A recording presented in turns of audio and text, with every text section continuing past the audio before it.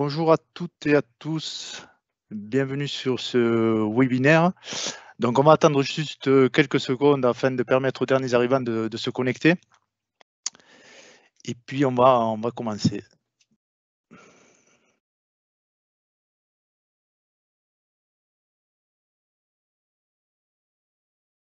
Voilà, je vois que au niveau connexion, certains se connectent encore.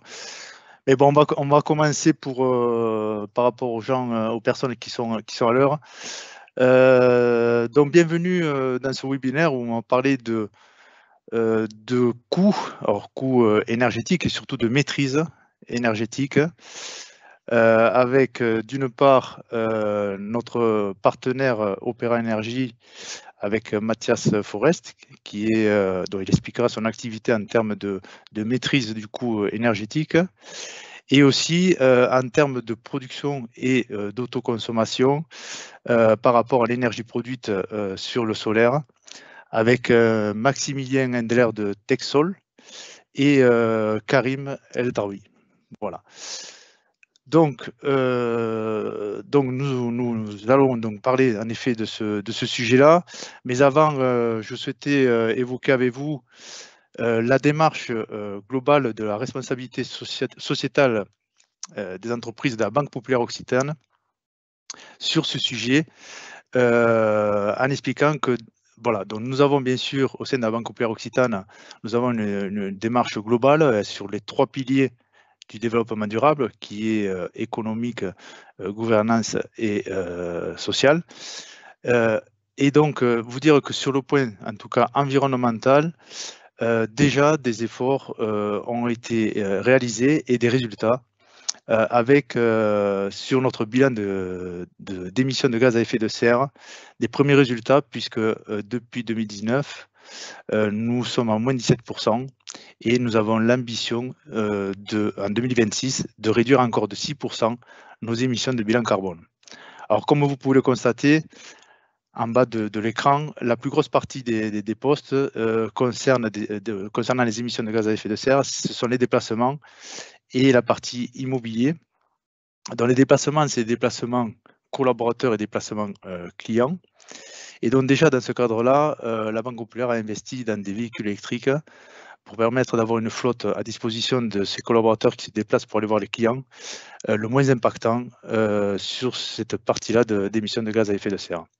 Et concernant l'immobilisation, donc des travaux de rénovation ont déjà été effectués sur des biens immobiliers appartenant à la Banque Populaire, notamment dans les agences, mais surtout au siège, un récent, je dirais, impact au niveau des bâtiments du siège central de Balma, puisqu'il y a la rénovation du siège qui vient d'être effectuée, avec un résultat de 60% d'économie de notre consommation d'énergie, et dès 2026, avec le positionnement d'ombrières qui vont être effectués, qui vont permettre d'être à 40% en autoconsommation. Donc un véritable impact qui continue et qui va continuer dans les années à venir sur le bilan en interne de la Banque Populaire Occitane sur ce sujet de la transition énergétique. Et donc côté client, donc nous avons lancé début 2023 la Banque de la transition énergétique, donc je suis le responsable de cette Banque de la transition énergétique, donc Cédric Lemoine. Et donc dans ce cadre-là, cette banque permet de flécher de l'épargne en direction de projets de transition énergétique. Donc l'épargne concernée est composée de livrets de transition énergétique, qui est un livret spécialement créé à cette occasion, et des comptes à terme verts, qui est plutôt destiné pour l'épargne des professionnels. À ce jour, donc depuis 2023, nous avons plus de 160 millions d'euros d'encours de crédit à ce sujet. Dans l'accompagnement, donc, il y a un premier pilier dont on a parlé de l'épargne qui est fléché, mais on a un autre pilier qui concerne l'expertise à 2 niveaux, avec un comité consultatif représentés avec des personnes morales, notamment de l'écosystème régional. Notamment, nous avons l'Agence régionale énergie-climat, qui est le bras armé de la région, qui compose le comité.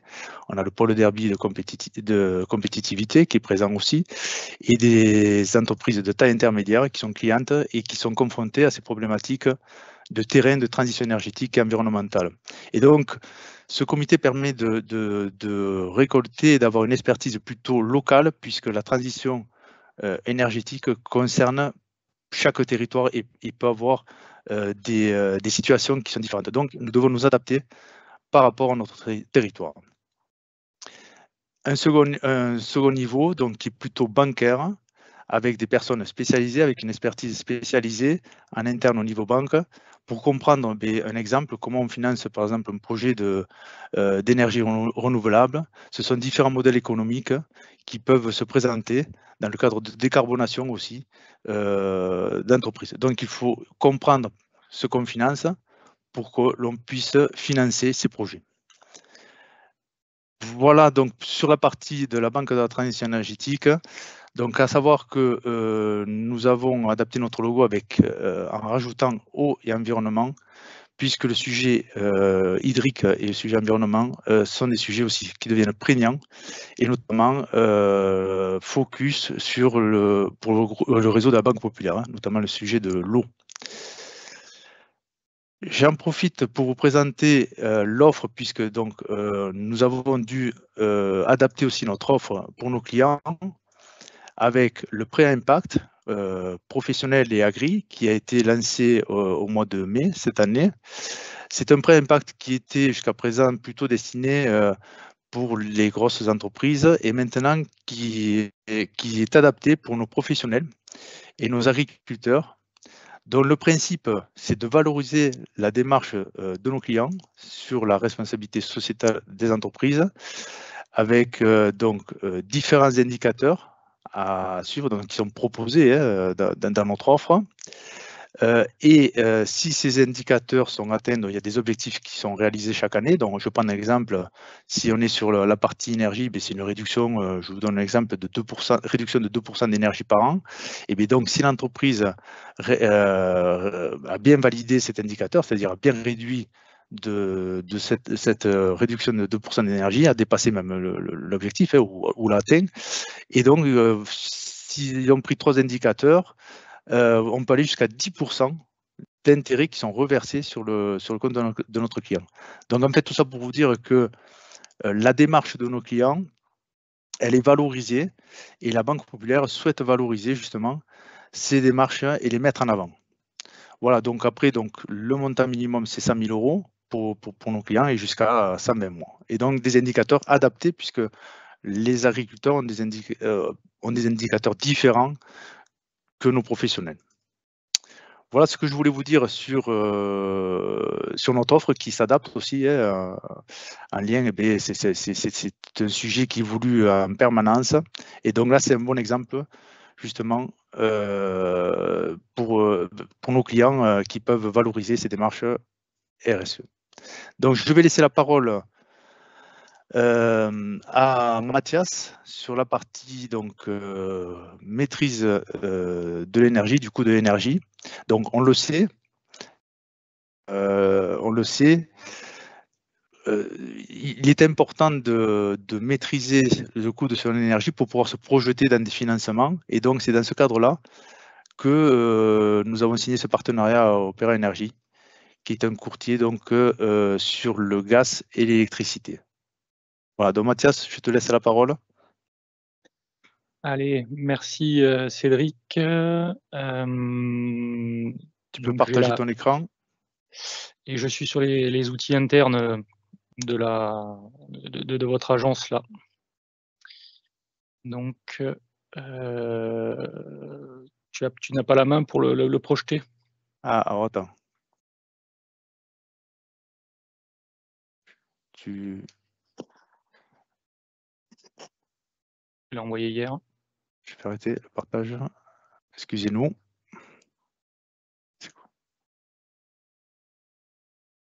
Hop.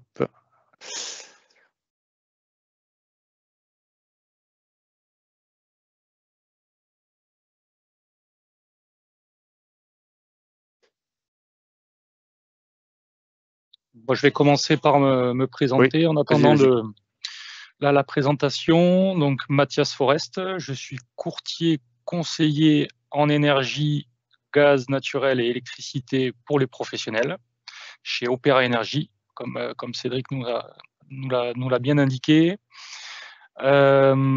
Opéra Énergie donc, est le pionnier et le leader du courtage en énergie en France. Donc, Opéra Énergie est né en 2014. Merci, c'est parfait.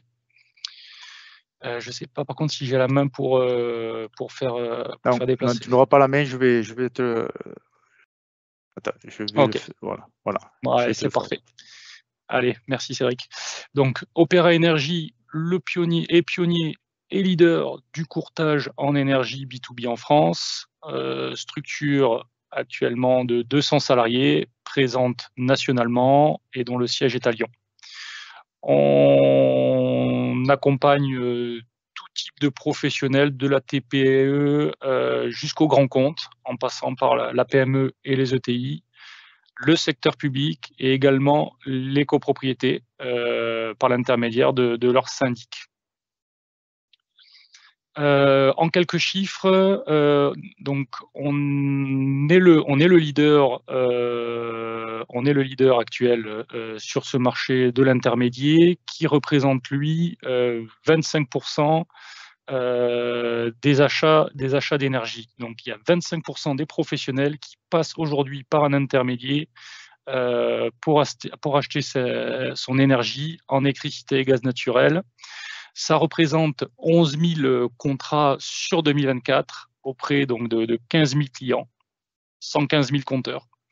Des contrats signés auprès de 30 fournisseurs différents et pour un budget énergie cumulé client de 2 milliards d'euros pour lesquels nous avons fait réaliser 210 millions d'euros d'économies. Et indépendamment de ces gains financiers, on a pu identifier, numériser, on leur a fait gagner 20 heures de travail en moyenne par client, tout segment et toute taille d'entreprise confondue. Donc on a plusieurs casquettes. Je vous parlais de pouvoir être présent sur tous les segments, toutes les typologies d'entreprises. Et donc, on s'adapte, on a cette agilité-là pour adapter notre accompagnement. Donc, sur la partie grands comptes et acteurs publics, on va travailler en conseil, où le modèle économique est tout simplement une rémunération par le client, par le consommateur, public ou privé. On a également un modèle donc, qui s'appelle le courtage, où là, donc, nous nous occupons de récupérer les offres des différents fournisseurs auprès pour le compte de nos clients, et le fournisseur qui est choisi à l'issue de l'appel d'offres rémunère Opéra sous forme d'apport d'affaires. Et on a la partie optimisation de taxes, puisqu'on a vu le retour en 2024 sur l'électricité comme sur le gaz, de taxes à revenir au niveau d'avant, et puis pour aller au-delà du niveau d'avant. Certains codes APE, notamment industriels, en électricité et dans l'agriculture sur le gaz, certains codes APE sont éligibles à un taux réduit, et donc nous accompagnons nos clients à monter les dossiers, à les porter auprès de l'institutionnel.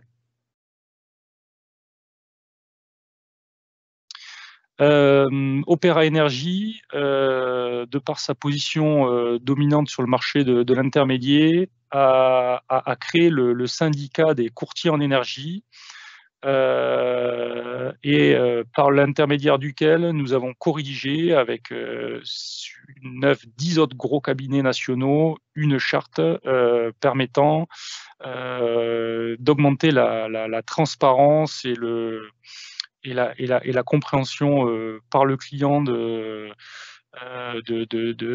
cette intermédiation. Deux grands messages, donc l'ISO rémunération de l'intermédiaire quel que soit le fournisseur qui est choisi à l'issue d'un appel d'offres, et une transparence sur la rémunération par le cabinet membre du syndicat des courtiers en énergie.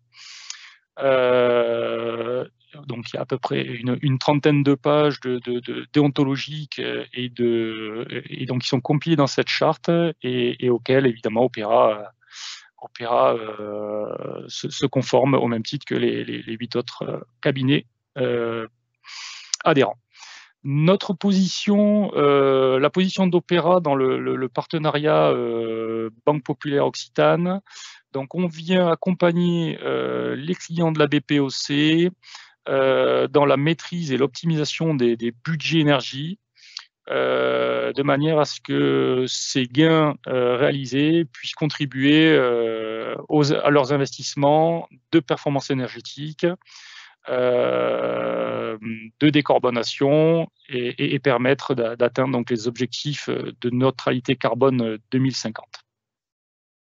Oui, ce que je disais en introduction, c'est le but, c'est de bien fixer les tarifs pour avoir une projection des coûts et pouvoir investir, enfin mobiliser des fonds dans le cadre de la transition énergétique. Hein. On est bien d'accord.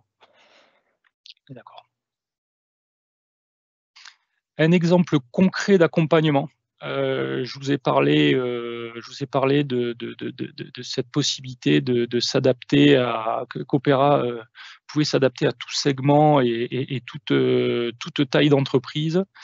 J'ai pris un exemple représentatif d'un client sud-ouest sur la commune de Golfech, pour qui nous avons fait réaliser un gain de 4%, donc ce qui représente entre 3 et 4 000 euros par an sur son contrat, en modifiant donc en faisant marcher la concurrence et en allant chercher un fournisseur avec une structure de prix différente. On peut le voir dans le slide juste après, en optant donc pour un prix unique sur quelle que soit la saison de consommation et les horaires de consommation, et un fournisseur qui ne facture pas d'abonnement. Sur la courbe de charge de ce client, ça lui a permis ce levier supplémentaire de 4%, du fait que cette structure de prix permettait un meilleur levier de gain par rapport aux offres euro-saisonnalisées. Avec ce même client, on a pu, sur un marché 2028 qui est plus cher que 2026-2027, on a pu faire en sorte qu'il n'ait pas de hausse de budget sur la quote-part énergie de sa facture, en définissant des prix cibles, de marché, car les marchés sont volatiles. Vous aurez sur la suite de la présentation une description du fonctionnement de la bourse de l'électricité et du gaz. Et grâce à cet accompagnement personnalisé, on a pu lui permettre de se projeter en 2028 sur les mêmes budgets qu'on lui avait fixés sur 2026-2027, alors même que les produits 2028, donc le coût de l'énergie pour 2028 est plus cher que 2026 et 2027. Et ça, c'est grâce à l'accompagnement personnalisé. Donc effectivement, un point sur les marchés. Tout d'abord, le marché électricité en premier lieu. Le fonctionnement aujourd'hui, depuis la mise en concurrence de la fourniture d'électricité pour les professionnels en France. C'est une bourse c'est un marché qui réagit en fonction de l'offre et la demande, des phénomènes météo, des contraintes techniques des outils de production, des phénomènes géopolitiques. Tout ça, donc le prix de l'énergie, le prix auquel les fournisseurs, avant de vous faire des propositions commerciales, fluctuent. On parle d'une quinzaine d'euros d'amplitude, par exemple, en 2024 sur le coût de l'énergie, sur le coût de l'énergie pour 2025. Et pour vous donner un ordre d'idée, le coût de l'énergie en 2026, le prix auquel achètent les fournisseurs eux-mêmes cette énergie, est à 58,58 € à la clôture hier, et quand il est à 67,47 € pour 2029, donc on comprend assez facilement qu'il y a à peu près 9 € d'écart, et que le coût de l'énergie dans les années à venir est un petit peu plus important que pour l'année prochaine. On comprend également que les marchés anticipent une hausse de la consommation en lien avec l'électrification des usages, la mobilité, l'électrification des voitures, le développement des data centers, la décarbonation des usines, etc.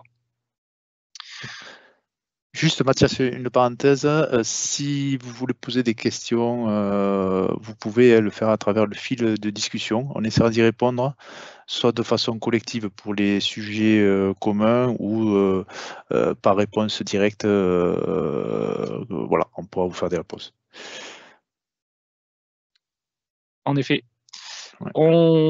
On peut passer effectivement Oui. au slide suivant, puisque je viens de vous parler donc de l'organisation et du fonctionnement de la bourse d'énergie et de ses produits dits calendaires, c'est-à-dire donc la possibilité d'acheter, de réserver votre énergie à l'avance pour des années complètes. Mais il y a d'autres façons d'acheter son énergie et qui peut être pertinente, à savoir les achats au spot.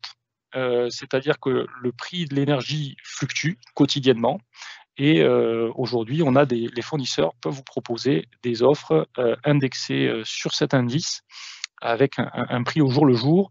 Ça peut être pertinent pour plusieurs raisons également. Tout d'abord pour les industriels et les gros consommateurs d'énergie, avec lesquels nous mettons en place des stratégies d'achat un petit peu plus complexes, dynamiques, avec la fixation d'une certaine partie de leurs besoins énergétiques, et avec en complément cet achat au prix spot qui, vous le voyez sur la présentation, est en moyenne à une soixantaine d'euros le mégawattheure sur l'année 2025.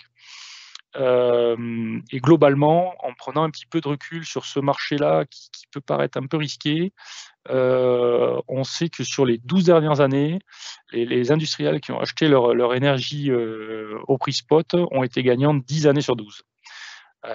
Évidemment, c'est donc dans ce marché qui est plus volatile que les marchés calendaires, il y a une notion de prise de risque, et d'où l'intérêt d'être bien accompagné. Donc on suit, quand on accompagne nos clients et qu'on donne nos conseils, on suit la production des outils de notre territoire. On a évidemment un très gros et beau parc nucléaire qui nous permet d'avoir une assise assez stable, dont la capacité est de 62 mégawatts. Aujourd'hui, il est exploité à hauteur de 71%. Et lorsque on garde toujours un œil vigilant là-dessus, et également, on le voit sur le graphique dessous, et sur les autres outils de production, que ce soit de l'hydraulique, du solaire, de l'éolien, on s'appuie là-dessus pour divulguer notre conseil au prix du client, et de lui donner une idée des tendances futures.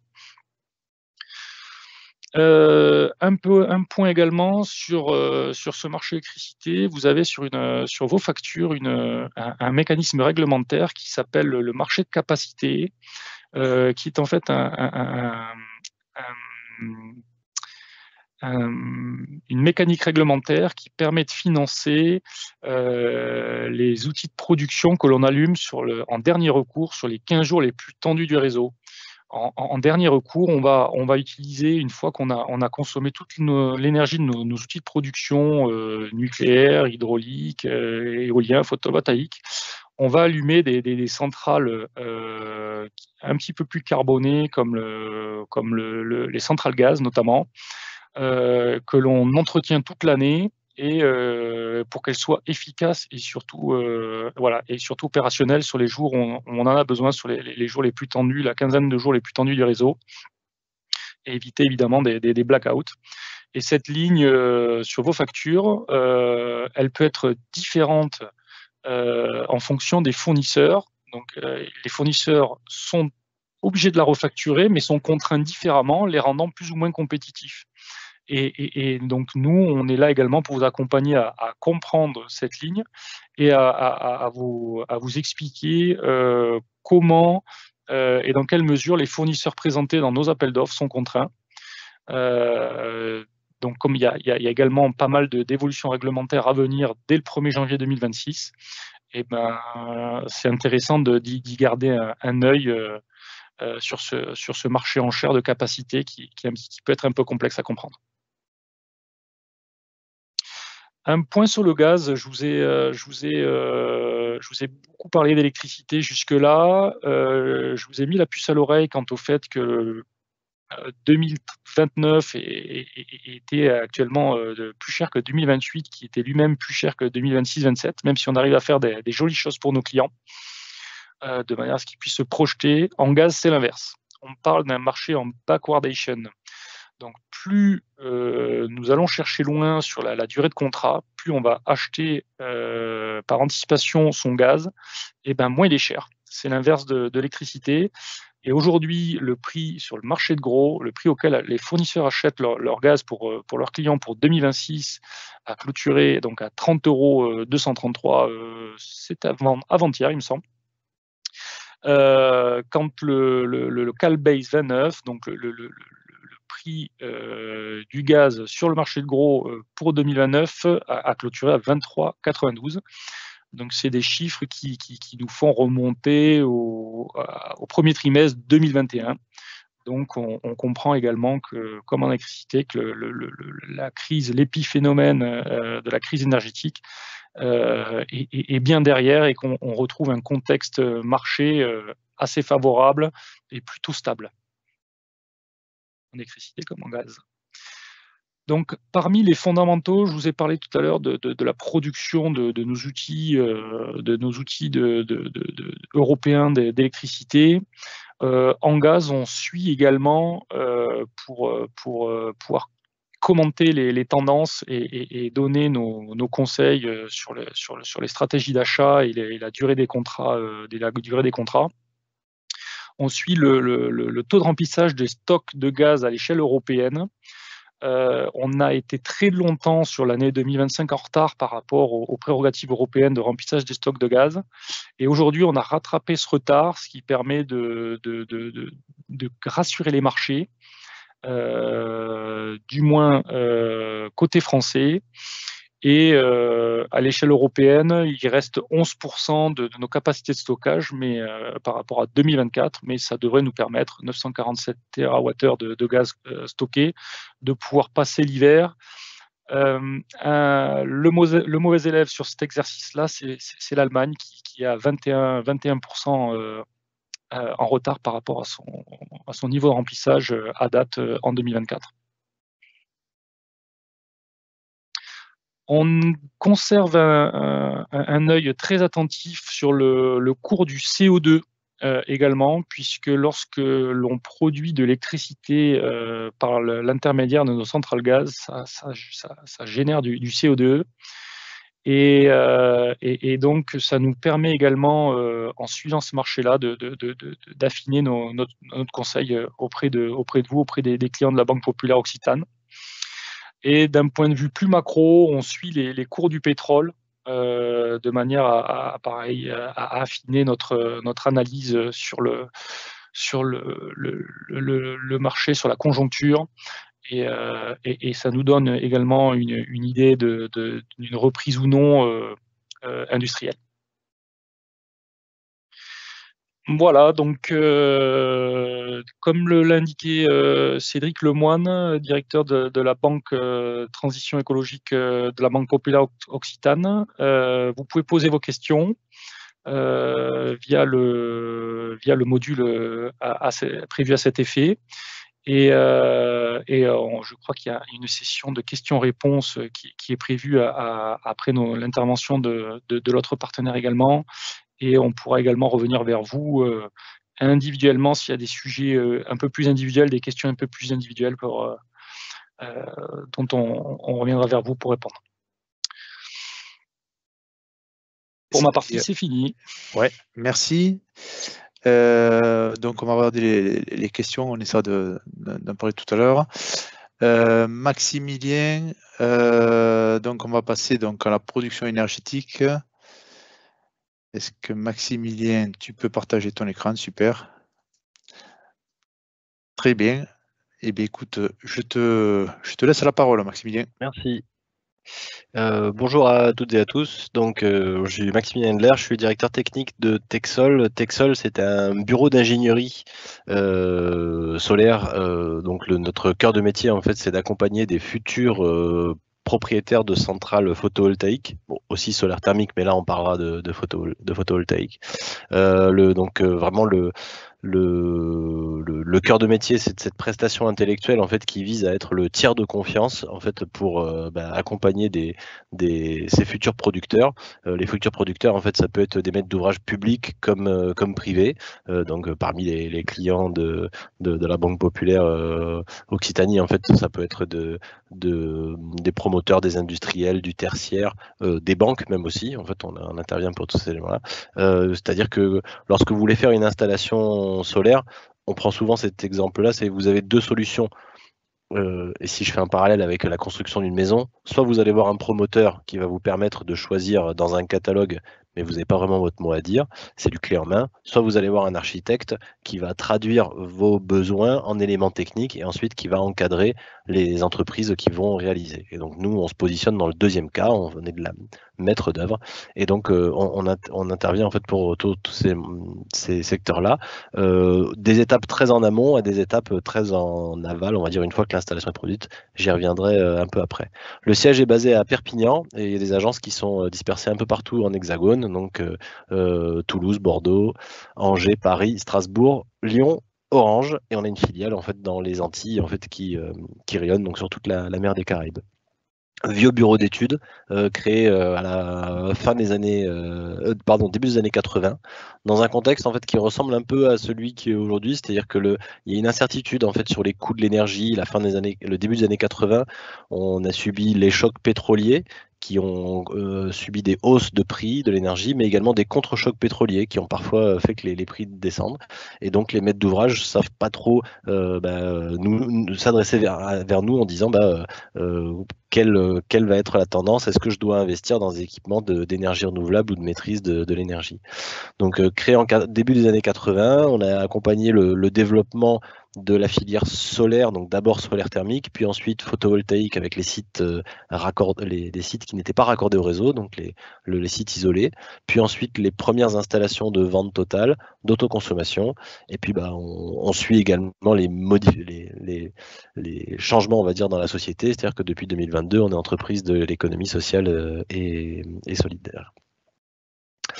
Donc comme je vous disais, le gros de l'activité, donc c'est de l'ingénierie, donc on fait donc les études, on va être le tiers de confiance pour le maître d'ouvrage, donc soit associé à une équipe de maîtrise d'œuvre, soit directement en indépendant ou parfois en AMO. On peut également faire des audits d'installations existantes.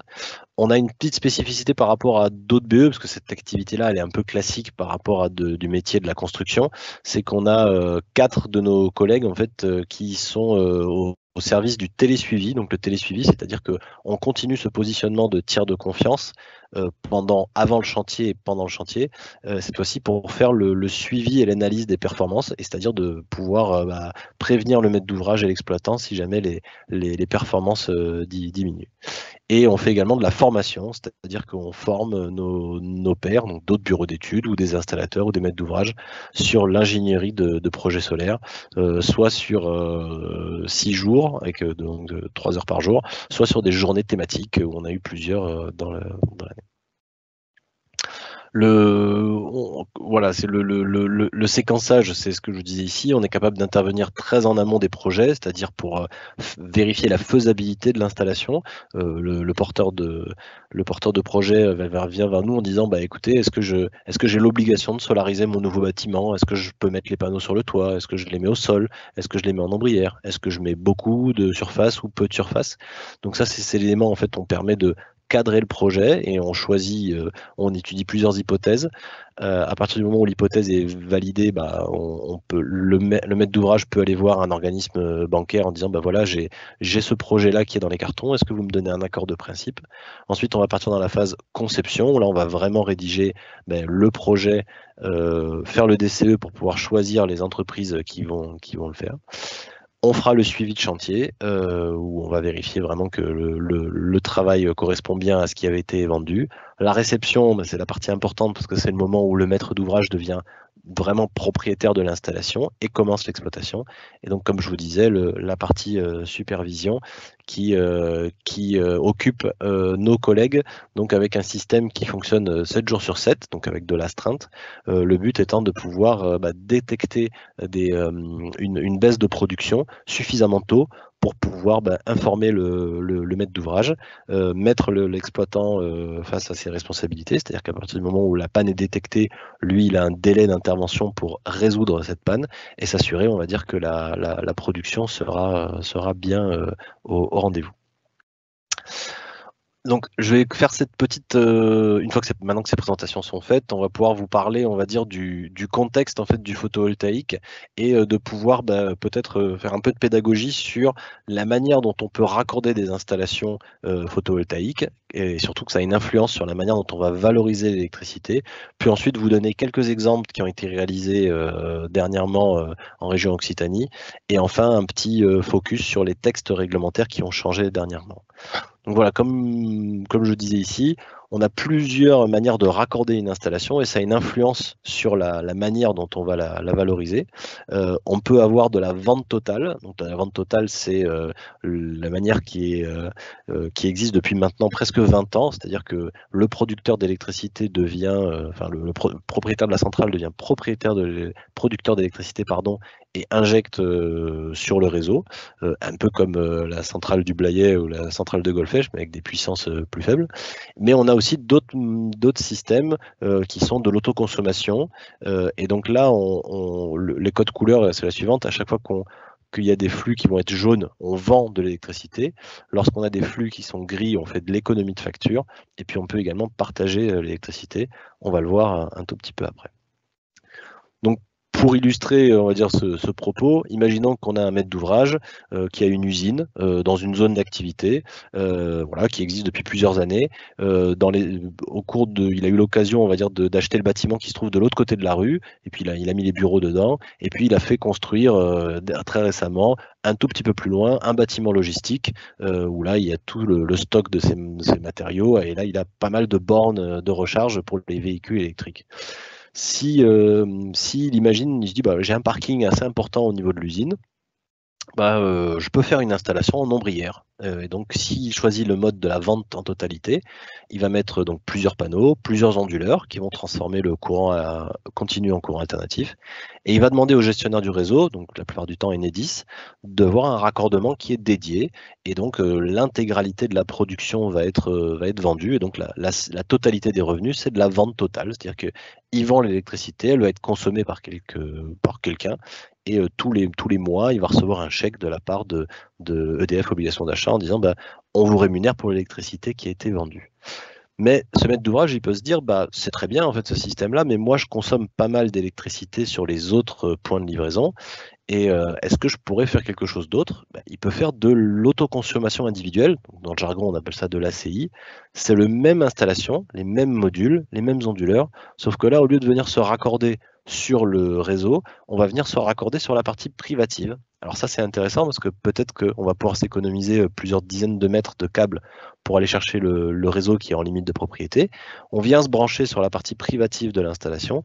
Et là, l'électricité, elle va par priorité être auto-consommée, c'est-à-dire que les électrons sont un peu feignants, c'est-à-dire qu'en journée, lorsque les panneaux vont commencer à produire, toute l'électricité qui est consommée va être produite va être consommée par les équipements de l'usine. Et ça va générer une économie de facture parce que c'est autant d'électricité qui ne sera pas soutirée au niveau du réseau. Et puis vers 14 heures, alors qu'on est en pic de production et puis peut-être la consommation diminue, on va complètement saturer l'usine avec cette production et le surplus va être, l'excédent en fait va être vendu. Donc là, on a deux manières de valoriser l'électricité, une partie en économie de facture et une partie en vente du surplus. Mais on peut aller encore un peu plus loin en se disant, oui, c'est pas mal tout ça, mais là, on a une très grosse surface de modules, et là, on a de la conso, alors par exemple, beaucoup de conso au niveau du bâtiment logistique. On peut faire ce qu'on appelle de l'autoconsommation collective. De l'autoconsommation collective, là, on revient sur le schéma précédent, on a un raccordement qui est dédié, et là, on va faire du partage de l'électricité. C'est-à-dire que ce qui va se passer, c'est que l'électricité va être injectée, et c'est le gestionnaire du réseau, donc Enedis, qui va mesurer ce qui est injecté. Et donc là, on est à 11h25. Donc là, il va regarder entre 11h15 et 11h30 quelle est la quantité d'électricité qui a été injectée sur le réseau. Et cette électricité, il va la déduire des factures, des points de livraison qui ont été identifiés par le porteur de projet. Donc là, le maître d'ouvrage dit, voilà, j'ai 3 PDL, des points de livraison, et donc je veux que tout ce que j'injecte soit défalqué, et donc ça veut dire qu'on fait un partage de l'électricité, et chaque site aura une part de l'électricité, la part autoproduite, donc c'est celle qui vient de l'installation, la part alloproduite, c'est celle qui vient du réseau. Et là, la répartition c'est le producteur, c'est le groupement en fait qui va choisir la répartition. On peut faire une répartition un tiers, un tiers, un tiers, ou disons 60% pour l'usine, 10% pour les bureaux et 30% pour le bâtiment logistique, ou on peut le faire en fonction de la consommation. Et on a une possibilité de pouvoir valoriser le surplus final, c'est-à-dire que si personne n'était là au moment où on injectait cette électricité, on a le surplus final qui peut être valorisé. Et on peut faire ce qu'on appelle de l'ACC hybride, c'est-à-dire quelque chose qui est un mélange des deux premiers raccordements. On fait de l'autoconsommation individuelle sur le site qui est à proximité des modules, où là on fait de l'économie de facture, et c'est l'excédent qui va être partagé au niveau des deux autres, avec toujours une possibilité de surplus final. Donc vous voyez en fait ces schémas de valorisation, ils dépendent en fait de la manière dont on raccorde l'installation, on va dire, soit directement, soit indirectement au réseau public de distribution. Et vous allez voir quelques exemples, on va dire, où on peut mettre ces panneaux sur plusieurs supports différents, que ce soit des bâtiments, des ombrières, du sol, etc., etc. Donc en toiture. Maximilien, oui. Excuse-moi. Est-ce que tu peux nous préciser si par rapport à la distance des bâtiments concernés, parce que je me mets à la place des personnes qui nous écoutent, si on se projette, j'ai plusieurs bâtiments, je fais mon installation en photovoltaïque, à combien doit être maximum mon bâtiment pour que je sois en autoconsommation? Alors c'est une très bonne question, c'est le cadre, il y a une diapo qui l'illustre un peu après, mais la distance maximale c'est 2 km entre les producteurs ou les consommateurs. Et il y a des dérogations si vous êtes sur des sites dans une zone périurbaine où il y a de la densité d'habitat qui est plus faible, ou du rural. Mais on va le voir dans quelques diapos en détail. Je vous disais donc, on peut faire plusieurs choses. On peut faire se mettre en toiture. On peut faire des modules en fait qui sont. Donc ça c'est les modules d'un fabricant français qui s'appelle Sunstyle, qui est. Ça ressemble à des ardoises photovoltaïques où là on a vraiment le module qui fait l'étanchéité. C'est des choses en fait qui permettent de faire des toitures avec un caractère architectural très très fort. Où on peut faire aussi mettre des modules sur des toitures en bac acier, où là c'est le bac acier qui va faire l'étanchéité, les modules sont en surimposition, ou alors des toitures terrasses plates, qu'elles soient avec de l'étanchéité bitumineuse ou de l'étanchéité PVC. Donc tous ces modes de pose, on va dire, existent et peuvent être utilisés soit en vente totale, soit en autoconsommation individuelle et collective. Pour vous donner un exemple parmi les types de clients en fait qui peut y avoir parmi nous, on a ici un bâtiment agricole qui est donc dans le Gers, qui sert à la fois pour l'élevage de volailles et sur la partie conserverie. C'est un site assez intéressant, 325 kilowatts crête, donc ça fait à peu près 2000 mètres carrés de toiture. Elle est intéressante cette installation parce qu'en fait c'est un bâtiment qui était existant lorsqu'on a fait le chantier en 2023. Il y avait déjà une installation de 100 kg qui avait été faite au moment de la création du bâtiment, mais le maître d'ouvrage avait laissé de la place en attendant pour pouvoir en faire une deuxième. Donc les 325 kg, c'est les panneaux qui sont en bleu foncé que vous voyez ici. Donc on a pu se mettre à côté de cette installation. Cette installation, elle est en vente totale, et l'installation qu'on a créée, elle est en vente, elle est en ACI, donc vente au surplus. C'est-à-dire qu'on vient alimenter les équipements électriques de ce bâtiment, donc pour la partie élevage ou la partie conserverie, et le surplus va être injecté. Vous voyez qu'il y a aussi un méthaniseur en fait qui est présent sur site, donc on est vraiment sur un site multi-énergie. Et avec cette installation-là, on arrive à faire un taux d'autoconsommation de 50%, c'est-à-dire qu'il y a 50% qui est autoconsommé, 50% qui est vendu. Et la part autoconsommée, elle permet d'effacer 30% de la facture. C'est-à-dire que la facture de soutirage a baissé à hauteur de 30%. On a un temps de retour de l'ordre de 9 ans. Donc un projet assez intéressant. On peut avoir d'autres cas pour des clients qui seraient ici les clients de la Banque Populaire qui seraient connectés. On peut faire avec des ombrières, donc des ombrières, soit des choses avec même chose, une démarche architecturale assez poussée avec du bois, ou des systèmes, des panneaux, une charpente métallique, donc peut-être avec un look un peu plus industriel et qui parfois permet de faire des installations un peu moins onéreuses, ou même carrément de l'intégration architecturale sur des bâtiments qui reçoivent du public. Encore un exemple, on va dire, dans la région, une installation, une ombrière de 55 kg qui a été installée donc sur un parking existant.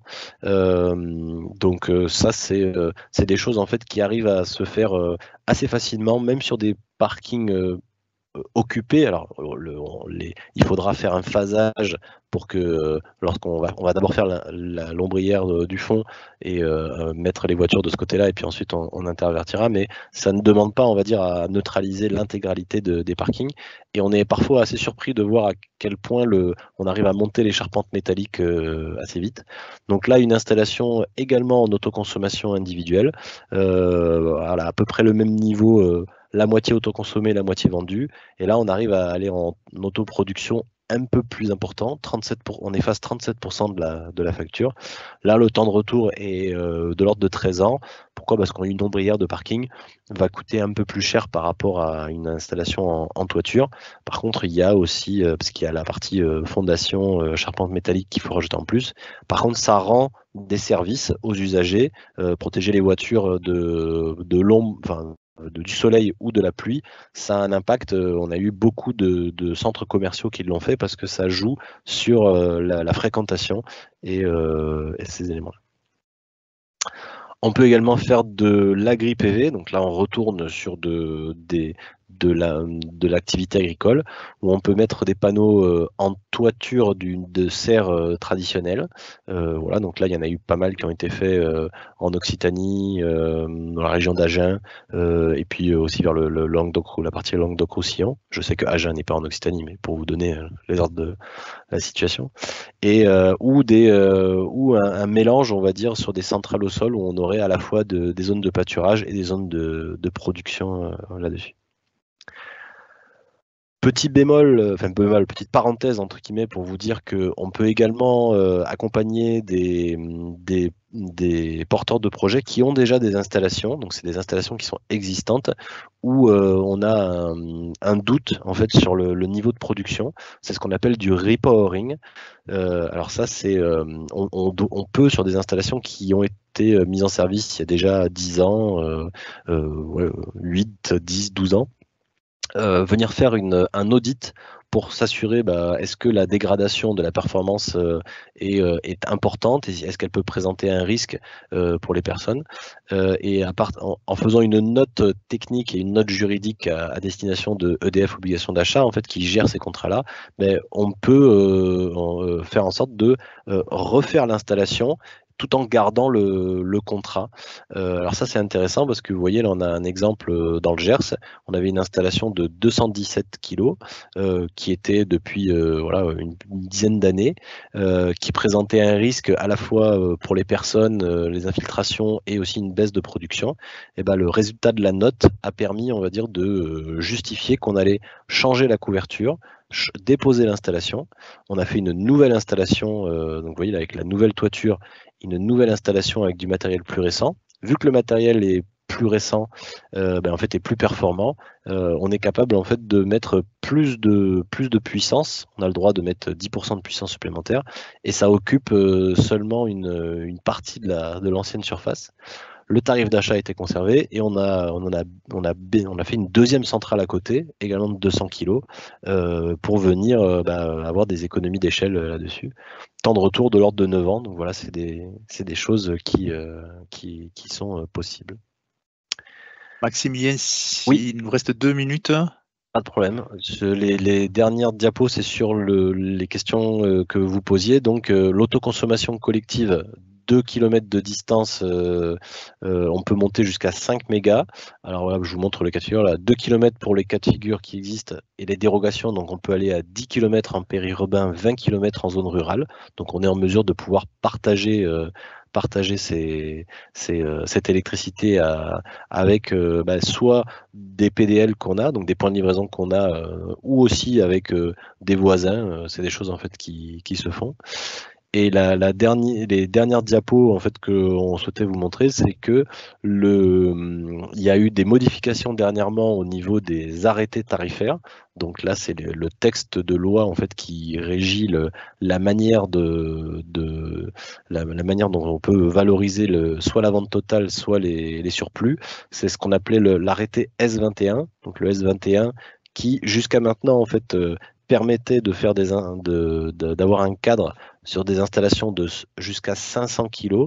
Cet arrêté a été modifié au début du mois de septembre pour ramener, on va dire, à 100 kg. Donc on est revenu sur un arrêté en fait qui va accompagner plutôt des centrales de taille moyenne. Et donc là, vous avez les différents tarifs en fait qui sont ici. C'est-à-dire qu'on a maintenant la nouvelle valeur qui a été donnée pour le dernier trimestre nous dit qu'on peut faire donc de la vente en totalité, donc de la vente totale jusqu'à 100 kg. Donc on a un tarif en fait qui est défini. On peut faire de la vente au surplus, donc de l'autoconsommation jusqu'à 100 kg. Mais la partie qui était depuis les 4 dernières années qui était utilisée entre 100 et 500, voilà, celle-ci en fait n'est plus valable. Elle a été remplacée par ce qu'on appelle des appels d'offres simplifiés. Donc c'est-à-dire que si vous êtes actuellement, vous avez envie de faire une installation qui est plutôt supérieure à 100 kg, donc 100 kg, plus de 500 m² de surface de panneau, il faudra aller plutôt chercher un appel d'offres simplifié. Donc l'appel d'offres simplifié, c'est une compétition, comme plutôt un appel à projet. Et donc nous, Dexol, on est en mesure de pouvoir vous accompagner pour pouvoir définir le projet. Si vous, par exemple, vous avez un projet de 200 kg, plutôt que d'aller sur la compétition dans cet AOS, on vous conseillera peut-être en fait de faire un premier 100 kg et puis d'en faire un deuxième 18 mois après. Donc c'est ce genre d'accompagnement en fait qu'on propose et vous trouverez ici donc les contacts à la fois du siège et de mes collègues de Toulouse qui ont fait les projets que je vous ai présentés. Merci beaucoup Maximilien, merci Mathias. Alors j'ai pas de questions, de toute façon, quoi qu'il en soit, le replay sera disponible. Voilà, écoutez, nous espérons que vous il y a aurez... Une question, Oui. pardon, Cédric, je vous ai coupé. Il y a eu une question de Michael qui vient de poser en disant comment est-ce que les anciens panneaux sont recyclés? Alors c'est une remarque, une bonne question, c'est une remarque qu'on a souvent. Il y a une filière de recyclage en fait qui existe et en fait qui a été mise en place depuis 15 ans, qui avant s'appelait PV Cycle, maintenant qui s'appelle Soren. Et en fait, ça marche en fait pour des panneaux, que vous soyez des panneaux de particuliers ou des panneaux d'installation assez importantes. Soit c'est des petits volumes, vous les amenez dans des points de collecte qui sont un peu partout sur le territoire, soit si on dépasse les 50 mètres carrés de capteurs, la dépose est à la charge du producteur. Par contre, l'enlèvement est pris en charge par cet éco-organisme. Ouais. Donc là, voilà, le recyclage existe déjà et est prêt pour les volumes potentiellement Et juste importants. dernière question très rapide, quel est le pourcentage de recyclage pour un panneau? Le taux de recyclage, c'est 85% de la matière. Donc les panneaux photovoltaïques, c'est principalement en termes de poids de matière, c'est de l'aluminium, du verre et du silicium. Et en fait, ces 3 éléments se recyclent très bien. Et les 15% restants, en fait, il y a une part qui peut être valorisée dans l'incinérateur. Donc, on récupère l'énergie qui est brûlée. Globalement, il n'y a que 4% de déchets là-dessus. Donc, c'est des taux de recyclage qui sont assez importants et c'est des données qui sont publiques, qui sont mises en avant par Soren tous les ans. Eh bien, merci beaucoup pour cette réponse très complète. Merci Mathias, merci à tous pour votre participation. Nous espérons que les informations glanées vous permettront de passer à l'acte et vous aideront à vous projeter dans des projets de transition énergétique, puisque la Banque de la transition énergétique de la Banque populaire occitane est là pour accélérer et accompagner ces projets en faveur de la transition énergétique. Je vous remercie à tous et je vous dis à très bientôt. Au revoir. Au revoir.